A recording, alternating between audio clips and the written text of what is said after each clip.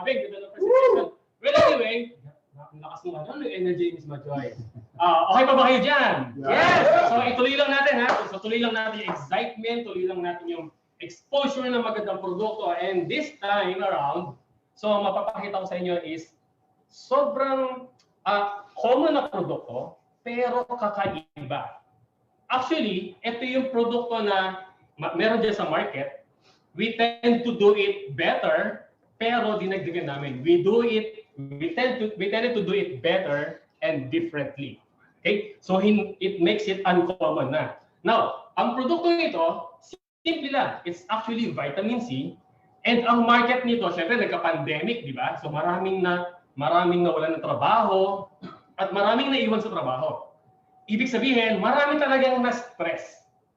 Kung business-minded ka, dapat makita mo na yung stress is a big business. Dapat makita mo yung stress, yung oxidative stress ng katawan ng tao is a big and marketable business. Pag hindi mo yung nakita, sorry. Pero pag nakita mo, congrats. Okay? So yung vitamin C actually, inertly, so ibig sabihin, inherently, yung vitamin C kailangan ng tao. Unfortunately, yung tao hindi makapag-produce ng vitamin C on its own. Kaya ang daming degenerative disease. Okay, disclaimer, hindi po ako doktor, pero meron lang po akong technical informations about vitamin C and yung i-discuss ko po na properties. Alright. So, etong vitamin C na ito is simply organic in nature. So, hindi ito yung typical na vitamin C na makikita mo. And sobrang excited ako ipakita sa inyo yung demo nito, assuming na pumasok yung vitamin C at inabsorb siya sa katawan mo. Now, ang vitamin C kasi, kailangan mo yung vitamin C kasi yung iba, ang tingin sa vitamin C is just, it boosts your immune system. Pero mas marami pa.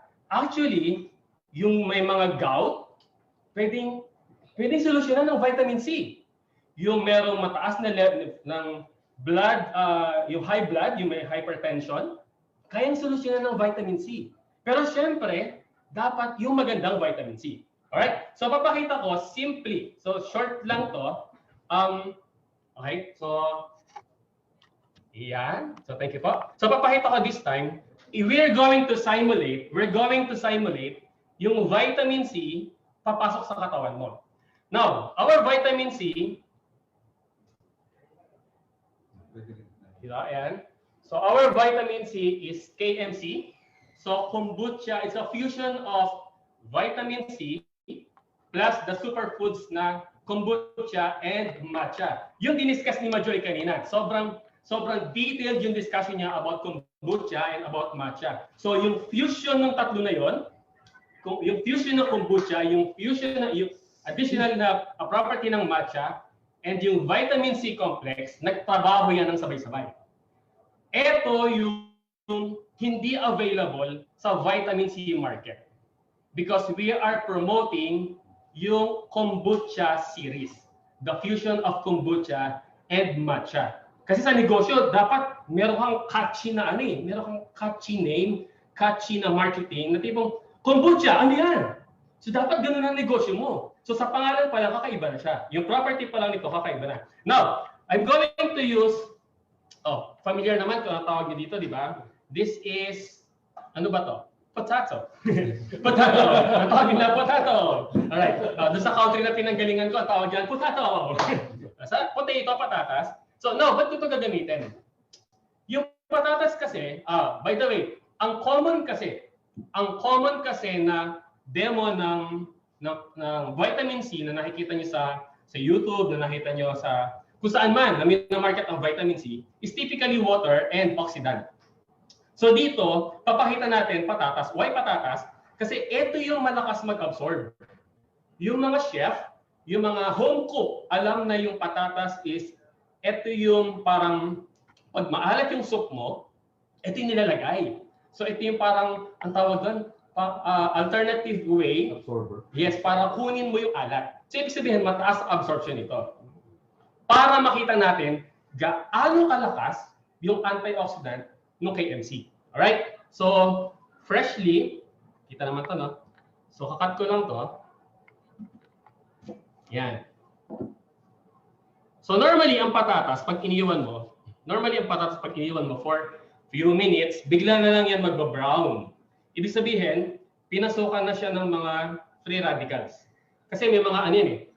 Sorry for the term, syempre pag hinati mo yan, yung cell niyan is na-exposed na. So parang kamay mo, parang skin mo. Pag sinugatan mo, exposed na yung cell mo. So pag nasugatan ka, normally ang first aid natin is betadine o yung povidone iodine solution. Kasi siya yung immediate na pwede natin gawin para tuyuin yung sugat.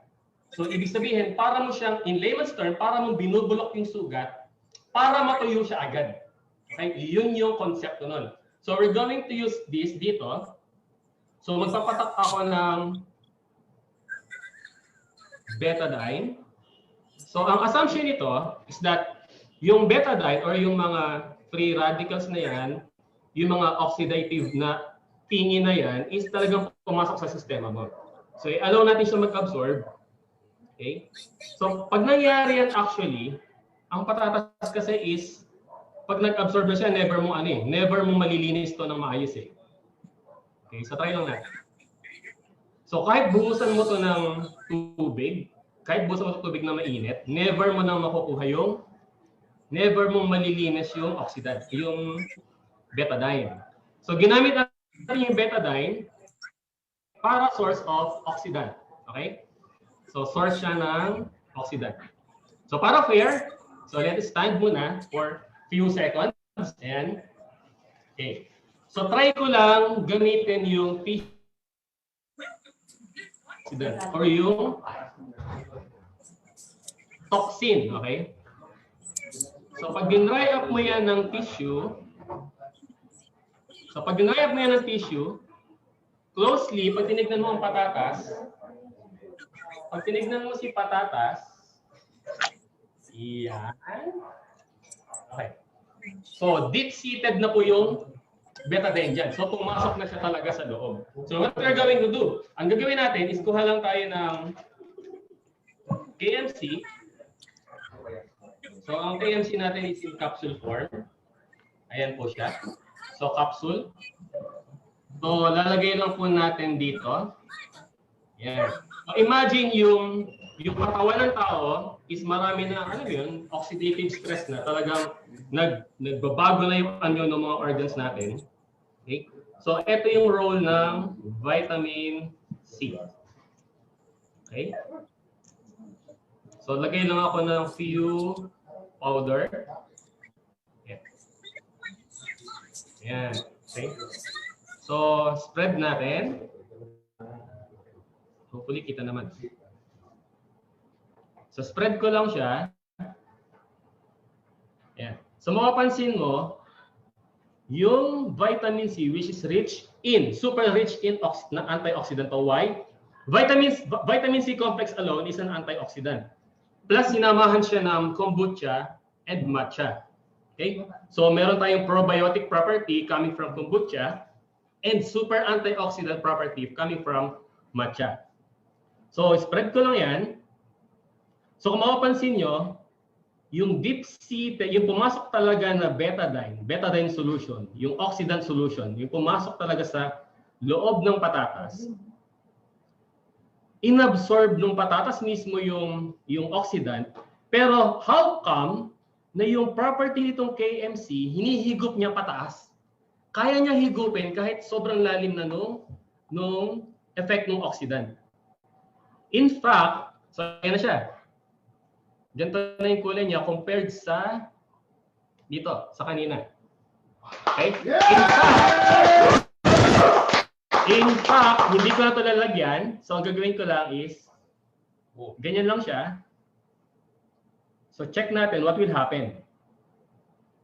So, since inabsorb na nung inabsorb na nung KMC natin, yung oxidant sa kabilang patatas, kung mapapansin niyo yung kabila, wow!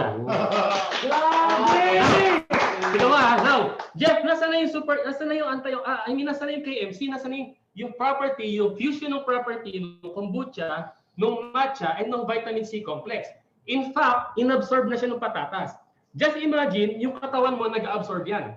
So the more na ina-absorb niya yung nutrients coming from the KMC, mas safe ka. So, gaano ka ka-safe? Imagine, na-absorb na, di ba? Imagine absorb na, tapos pinatakan pa natin, tignan mo mangyayari. So, hindi ko na siya i-rub, pero unti-unti. Wow! Unti-unti. Galing! Amazing! Nawawala siya. So, lagyan ko to, unti-unti, nawawala siya. So, ibig sabihin, ganun ka-powerful yung antioxidant na nasa loob ng KMC natin. So, yan yung, ganyan siya kalinis. So, ibig sabihin, Jeff, sobrang, gaano kalakas yung antioxidant niyan? I don't know kung gaano katindi. All you have to do is to try it. Kasi hindi ito available, yung property na to is hindi mo makikita sa mga common na vitamin C na nandiyan sa merkado. Ibig sabihin, if you're thinking of a business, if you're thinking of a unique product, pero common sa lahat, yung KMC yung kakaiba. In terms of super antioxidant property, ito na siya. Nakita niyo naman yung demo. And typically, yung demo nito is kakaiba din sa common na demo ng vitamin C. So, ibig sabihin, kung meron po tayo dito sa mga audience na naghahanap talaga ng produkto, na Jeff, anong produkto ba yung dapat na makita ng merkado, isa ito. So, huwag kang papayag if you're going to pursue a business, lalo na sa panahon ngayon. If you're going to pursue a business, huwag kang papayag na wala ka nung oil kanina at wala kang KMC. Huwag kang papayag. Kasi why? The moment na wala ka nito, I'm sorry to say, I hate to say this, but talo ka. Talo ka pag wala kang ganitong klaseng produkto.